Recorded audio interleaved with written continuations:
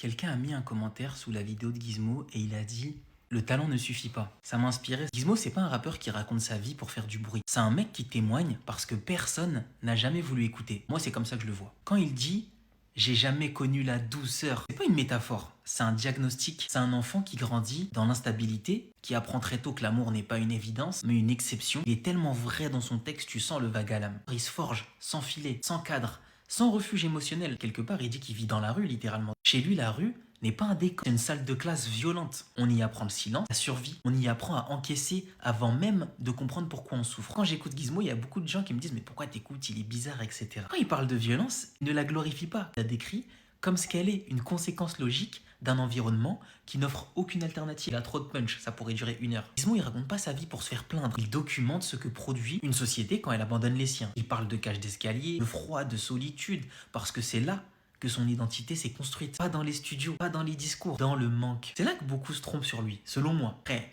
peut-être je suis un forceur. Pour moi, tout le monde ne peut pas apprécier Gizmo. C'est pas possible. On le trouve trop cru, trop dur. La vérité, c'est qu'il n'est pas trop. Il est juste honnête, le gars. Il écoute, tu le ressens. On a accepté Gainsbourg parce qu'il transformait le chaos en élégance, genre. On a pleuré Amy Winehouse parce que sa douleur était rendue poétique. Enfin, j'ai pas pleuré, mais j'étais triste un peu, genre, t'as capté. Bref. Gizmo, lui, il maquille rien. Il romantise pas la blessure. Il la montre telle qu'elle est.